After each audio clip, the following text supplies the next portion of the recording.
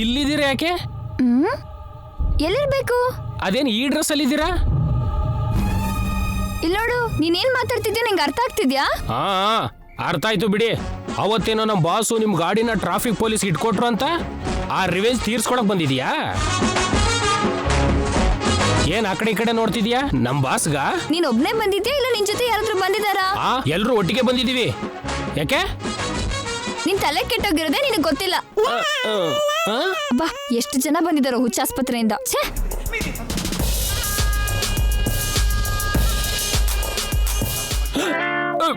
Sir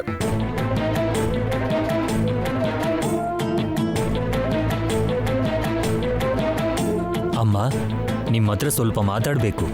ಯಾವ ವಿಷಯದ ಬಗ್ಗೆ? ಅದು ಅದು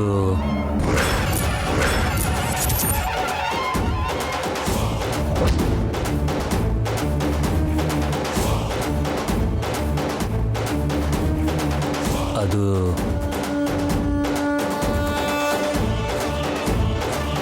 ಸೂರ್ಯವಂಶಕ್ಕೆ ಧ್ವಜಸ್ತಂಭದ ಅಲಂಕಾರ ಪೂರ್ತಿಯಾಗಿದೆ. ನಿಮ್ಮ ವಂಶಾಚಾರದ ಪ್ರಕಾರನೇ ಅಮ್ಮ ಅವ್ರ ಗರ್ಭಗುಡಿ ಬಾಗ್ಲನ್ನ ನೀವೇ ತೆಗೆದು ಅಮ್ಮ ಅವ್ರಿಗೆ ಆರತಿ ಮಾಡ್ಬೇಕಲ್ಲ, ಬರ್ತೀರಾ?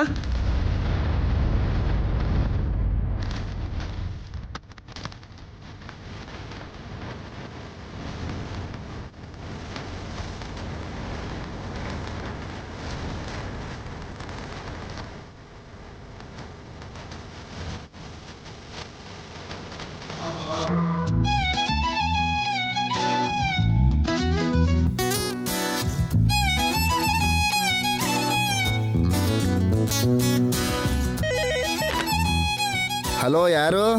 ಅಣ್ಣ, ನಾನ್ ಗಂಗಾ. ಒಂದ್ ಸ್ವಲ್ಪ ನಮ್ಮ ಅಮ್ಮಂಗೆ ಫೋನ್ ಕೊಡ್ತೀರಾ? ಲೈನಲ್ಲಿರು ಗಂಗಾ, ಕರಿತೀನಿ. ಸರಿ ಅಣ್ಣ. ಸರ್ ಸರ್ ಸರ್ ನೀವು ಹೋಗಿರಿ. ಹೇಳು ನಣಿ. ಸರ್, ನಿಮ್ಗೆ ಗಿಫ್ಟ್ ಶಾಪಲ್ಲಿ ಸಿಕ್ಕಿದ ಹುಡುಗಿ ನೆನಪಿದ್ಯಾ? ಯಾ, ಆರೋಗೆಂಟ್ ಎನಿಮಲ್. ಚೆನ್ನಾಗಿ ನೆನಪಿದೆ. ಕಾಫಿ ಶಾಪ್ ಹತ್ರ ಕೂಡ ಮತ್ತೆ ಡಿಸ್ಟರ್ಬ್ ಮಾಡಿದ್ಲು.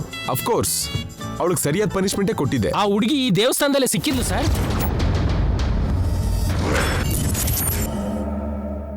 ವಾಟ್? ಹಾ, ಅದು ಆಫ್ ಸ್ಯಾರಿಲಿ.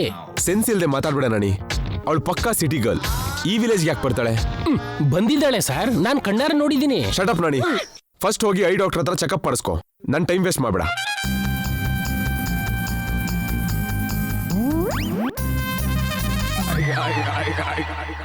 ಹೇಯ್, ಕಣ್ ಕಾಣಿಸ್ತಾ ಇಲ್ವಾ? ನಾನೇ ಕಣ್ಣು ಚೆನ್ನಾಗೇ ಕಾಣಿಸ್ತಿದೆ. ನೀನ್ ಯಾವ್ದಾದ್ರು ಡಾಕ್ಟ್ರಿಗೆ ತೋರ್ಸು. ಏನು, ಯಾವ್ದೋ ಫ್ರಸ್ಟ್ರೇಷನ್ ಅಲ್ಲಿ ಇದ್ಯಾ? ಮತ್ತಿನೇನು? ಸಿಟಿಲ್ ನೋಡಿದ ಹುಡುಗಿನ ಇಲ್ಲಿ ನೋಡ್ದೆ ಅಂದ್ರೆ ನಮ್ ಬಾಸ್ ನಂಬ್ತಾನೆ ಇಲ್ಲ. ಹಲೋ, ಯಾಕೆ ನಗ್ತಾ ಇದೀಯಾ? ನಿನಗೆ ಯಾವ್ದೋ ಹುಡುಗಿ ಕಾಣಿಸಿದ್ಲು. ನನಗಿಲ್ಲಿ ಪಲ್ಲಕ್ಕಿಲಿರೋ ನಿತ್ಯ ನನ್ ಪಕ್ಕದಲ್ಲೇ ನಡ್ಕೊಂಡು ಹೋಗ್ತಿರೋ ಹಾಗೆ ಕಾಣಿಸ್ತು. ಪಲ್ಲಕ್ಕಿಲಿರೋ ಹುಡುಗಿ ನಿನ್ ಪಕ್ಕದಲ್ಲೇ ಇರೋ ಹಾಗೆ ಹೇಗ್ ಕಾಣುತ್ತೆ? ನಿನಗ್ ಸಿಟಿಲಿರೋ ಹುಡುಗಿ ಹೇಗ್ ಕಾಣಿಸಿದ್ಲು ಹಾಗೆ. ಇಟ್ಸ್ ಕಾಲ್ಡ್ ಹ್ಯಾಲುಸಿನೇಷನ್, ಭ್ರಮೆ. ನಿಂದು ಭ್ರಮೆ, ನಂದು ನಿಜ. ಯಾವ್ದು ನಿಜ ಅಲ್ವೋ ಮುಚ್ಚ?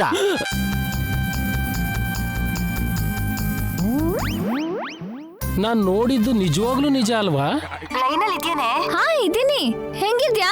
ನೀನ್ ಹೆಂಗಿದ್ಯೆ? ನಿನ್ ಬಗ್ಗೆನೇ ಚಿಂತೆ ಮಾಡ್ತಿದ್ದೀನಿ. ಮಾತ್ರ ಟೈಮಿಗೆ ತಗೋತಿದ್ಯಾ? ಟೈಮಿಗೆ ಊಟ ಮಾಡ್ತಿದ್ಯಾ? ಎಲ್ಲ ಮಾಡ್ತಿದ್ದೀನಿ ಕಣೆ. ಅಲ್ಲಿ ನಿನ್ ಕೆಲ್ಸ ಹೆಂಗೈತೆ? ಮುಗೀತಮ್ಮ.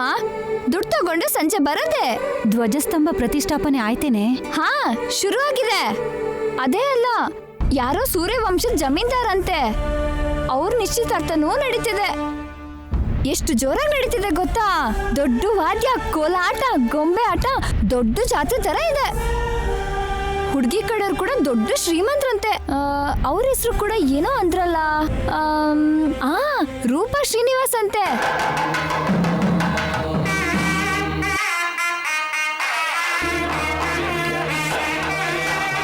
ಹಲೋ, ಏನು ಕೇಳಿಸ್ತಿಲ್ವೇ? ಅದೇಮ್ಮ, ರೂಪಾ ಶ್ರೀನಿವಾಸ್. ಕೇಳಿಸ್ತಿಲ್ವೇ? ಸರಸ್ವತಿನಾ? ಅಯ್ಯೋ ಅಲ್ಲ, ರೂಪಾ ಶ್ರೀನಿವಾಸ್. ಏನು ಯಾವ್ದೋ ಮಂತ್ರ ಕೇಳಿಸ್ತೈತೆ. ಮನೆಗ್ ಬಂದ್ಮೇಲೆ ಮಾತಾಡೋಣ. ಇಡ್ಲಾ? ಸರಿ ಸರಿ, ನೀನು ಹುಷಾರು. ಇಡ್ತೀನಿ.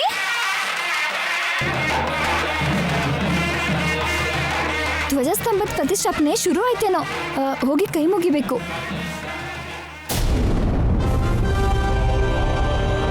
ಯಜಮಾನ್ರೆ, ಧ್ವಜಸ್ತಂಭದ ಸ್ಥಾಪನೆ ಮಾಡೋ ಸಮಯ ಆಯ್ತು. ನಿಮ್ಮ ಕುಟುಂಬದವರೆಲ್ಲ ಸೇರಿ ಮನ್ಸಾರೆ ಅಮ್ಮನನ್ನ ಸ್ಮರಣೆ ಮಾಡಿ ಧ್ವಜಸ್ತಂಭನ ಸ್ಥಾಪಿಸ್ಬೇಕು. What nonsense? ನಾವ್ಯಾಕೆ ಮಾಡ್ಬೇಕು? ಕೂಲಿ ಅವ್ರಿಗೆ ಹೇಳಿ.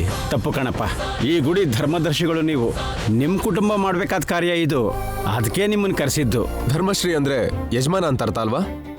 ಮತ್ತೆ ನಮ್ಗೆ ಯಾಕೆ ಕೆಲಸ ಹೇಳ್ತಿದ್ದೀರಿ?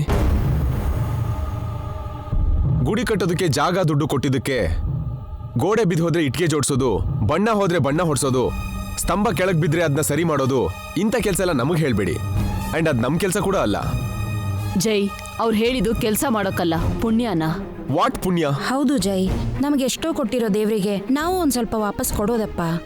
ಏನೋ ಸ್ವಲ್ಪ ಅಲ್ಲ, ಗುಡಿ ಕಟ್ಟಿರೋ ಮಾವಿನ ಎಲೆಯಿಂದ ಇಲ್ಲಿ ನಡೆಯೋ ಅನ್ನದಾನದವರೆಗೂ ನಮ್ದೇ ಖರ್ಚು.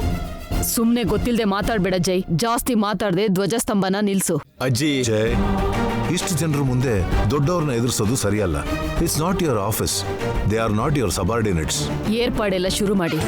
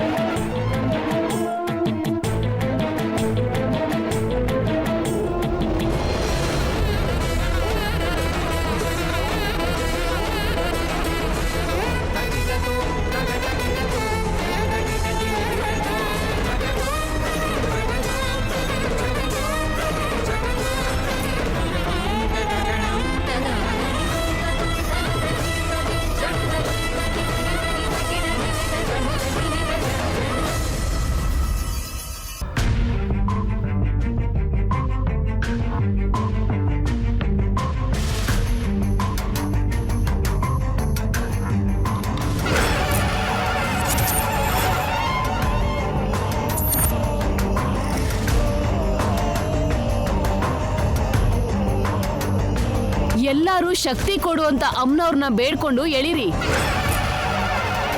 Dad, come on dad.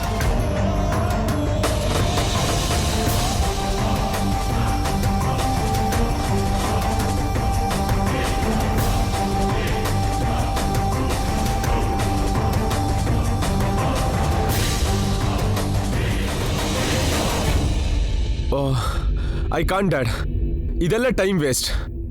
Crane ತರಿಸಿ ಹೇಳ್ಸೋಣ.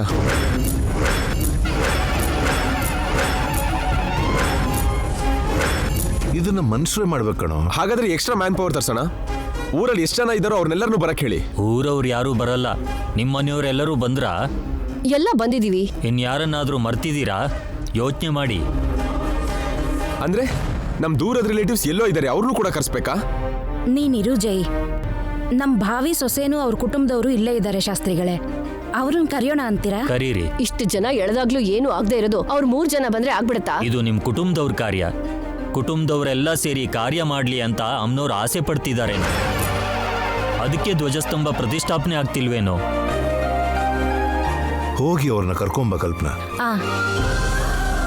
ನೀವೇನ್ ಮಾಡ್ತಿದ್ದೀರೋ ಗೊತ್ತಿದ್ಯಾ ಶಾಸ್ತ್ರಿಗಳೇ? ಸತ್ಯನ ತಿಳಿ ಹೇಳಬೇಕು ಅನ್ಕೊಂಡಿದ್ದೀನಿ. ಅದಕ್ಕೆ ಇದೇನಾ ಸಮಯ? ಯಾವಾಗ ಏನ್ ಮಾಡ್ಬೇಕೋ ಅದನ್ನ ನಿರ್ಧರಿಸೋದು ಭಗವಂತನಮ್ಮ. ನಾನು ಅವನಿಗೂ ನಿಮ್ಗೂ ಮಧ್ಯವರ್ತಿ ಅಷ್ಟೇ.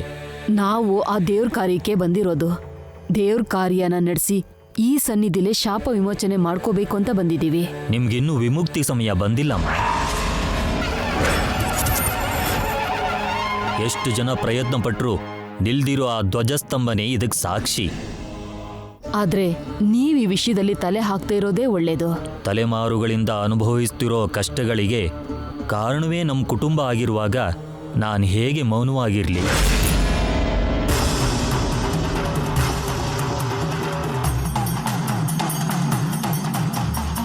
ಇನ್ನೊಂದು ಹೆಣ್ಣು ಮಗು ಮಣ್ಣಾಗೋದಕ್ಕೆ ಹೊರಟ್ರೆ ಈ ಕಣ್ಗಳಿಂದ ಹೇಗೆ ನೋಡ್ಲಿ?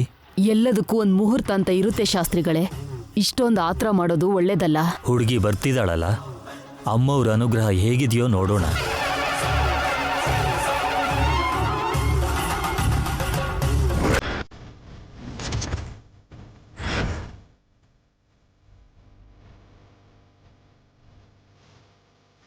ಅಬ್ಬಾ, ಆಗಲ್ಲ ಅಂದ್ರೆ ಆಗಲ್ಲ ರೀ.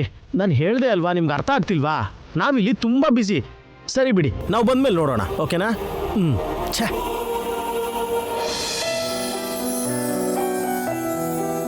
ರೂಪಾ ಅವರೇ, ಧ್ವಜಸ್ತಂಭ ಸ್ಥಾಪನೆಗೆ ನೀವು ಕೂಡ ಬರಬೇಕು ಅಂತ ಅಜ್ಜಿ ಹೇಳಿದ್ದಾರೆ. ಅದು ನಿಮ್ಮ ಫ್ಯಾಮಿಲಿ ಪ್ರೋಗ್ರಾಮ್ ಅಂದ್ರಲ್ಲ, ಅಲ್ಲಿಗೆ ಬಂದು ನಾವೇನ್ ಮಾಡಬೇಕು? ನೀವು ಕೂಡ ನಮ್ಮ ಕುಟುಂಬದವರೇ ಅಲ್ವಾ, ಅದಕ್ಕೆ ಧ್ವಜಸ್ತಂಭ ಸ್ಥಾಪನೆಗೆ ನೀವೆಲ್ಲರೂ ಇದ್ರೆ ಚೆನ್ನಾಗಿರುತ್ತೆ. ವಾಟ್? ನಾವು ಬರೋದಂದ್ರೆ ಏನು? ನಾವು ಎಂಗೇಜ್ಮೆಂಟ್ ಬಂದಿದ್ದೀವಾ ಇಲ್ಲ ಕೂಲಿ ಕೆಲ್ಸಕ್ಕೆ ಬಂದಿದ್ದೀವಾ? ನಿತ್ಯ, ಹಾಗೆ ಹೇಳ್ಬಾರ್ದು. ಅವ್ರ ಫ್ಯಾಮಿಲಿ ನಮ್ಮ ಫ್ಯಾಮಿಲಿ ಸೇರ್ ಮಾಡ್ತಿರೋ ದೈವ ಕಾರ್ಯ. ನಾವು ಕೂಡ ಪಾರ್ಟಿಸಿಪೇಟ್ ಮಾಡಿದ್ರೆ ಚೆನ್ನಾಗಿರತ್ತೆ ಅಂತ ದೊಡ್ಡೋರು ಅಂದ್ಕೊಂಡಿರ್ತಾರೆ. ಹೋಗೋಣ ಬಾ. ಮಾಮ್, ಬೇಕಾದ್ರೆ ನೀನ್ ಹೋಗು, ಅಲ್ಲಿ ನಾನು ಯಾಕೆ? ಇಂಥ ಅವಕಾಶ ಯಾವಾಗ್ಲೂ ಸಿಗಲ್ಲಮ್ಮ. ಜೊತೆಗೆ ಈ ಕಾರ್ಯಕ್ರಮಕ್ಕೆ ನೀನ್ ತುಂಬಾ ಇಂಪಾರ್ಟೆಂಟು. ಯಾಕೆ ಗೊತ್ತಾ? ನೀನ್ ನಮ್ ಭಾವಿ ಸೊಸೆ ಅಲ್ವಾ. ಈ ಇಂಪಾರ್ಟೆನ್ಸ್ ಮೊದಲೇ ಕೊಡಬೇಕಿತ್ತು. ಅಭಿ, ಬಾ ಹೋಗೋಣ. ಬಾಮ್ಮ.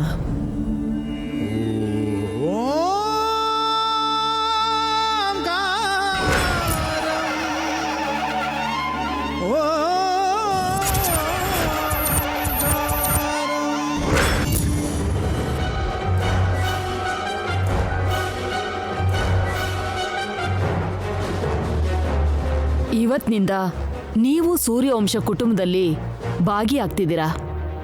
ಮನ್ಸಲ್ಲಿ ಅಮ್ಮ ಅವ್ರನ್ನ ಬೇಡ್ಕೊಂಡು ಹಗ್ಗನ ಎಳಿರಿ.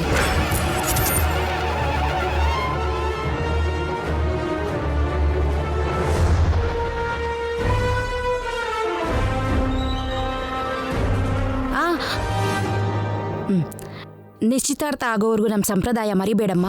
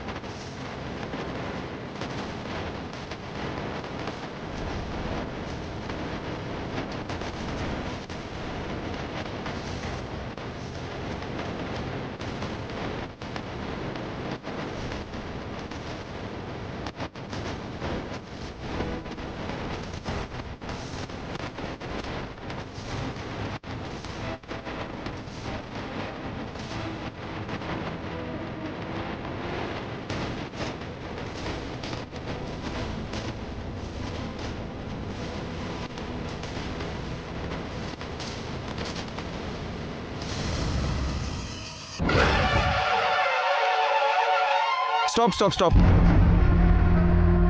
ನಾನು ಮೊದಲೇ ಹೇಳಿದ್ನಲ್ಲ, ಇದೆಲ್ಲ ಟೈಮ್ ವೇಸ್ಟ್ ಅಂತ. ಕಾಲ್ ಮಾಡಿದ್ರೆ 10 ನಿಮಿಷದಲ್ಲಿ ಕ್ರೇನ್ ಬರುತ್ತೆ, 1 ನಿಮಿಷದಲ್ಲಿ ಪಿಲ್ಲರ್ ನಿಲ್ಲಿಸ್ಬೋದು. Call the crane.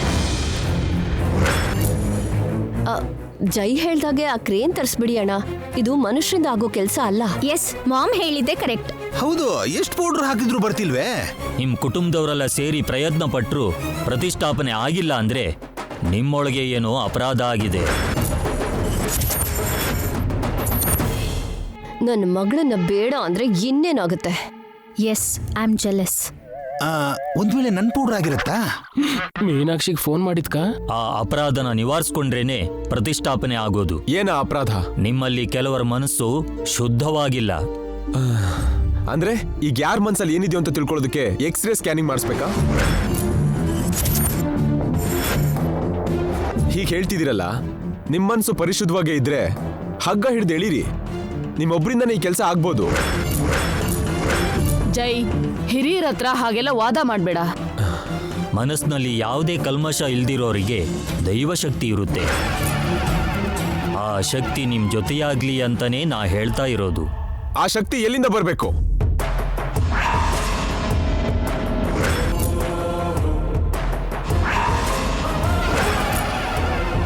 ಮೇಲಿಂದ ಉದುರು ಬೀಳುತ್ತಾ? ಭೂಮಿ ಸೀಳ್ಕೊಂಡು ಬರುತ್ತಾ? ಇಲ್ಲ ಆ ಶಕ್ತಿನ ನೀವು ಕರೆಸ್ತೀರಾ? ಇಲ್ಲ ನಿಮ್ ದೇವಿ ಕರೆಸ್ತಾಳ?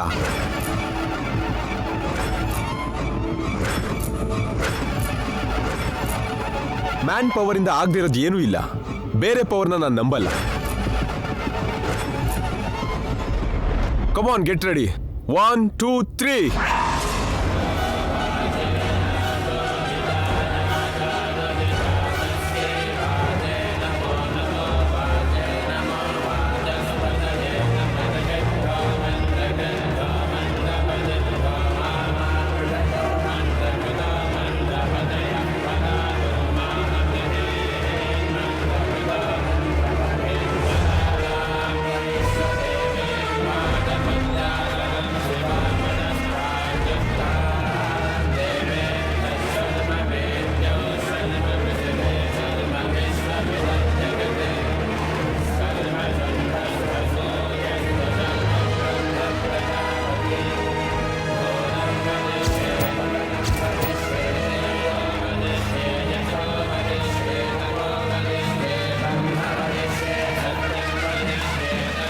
ಪುರೋಹಿತ್ರೆ, ಧ್ವಜಸ್ತಂಭದ ಪ್ರತಿಷ್ಠಾಪನೆ ಹೀಗಿರುತ್ತಾ?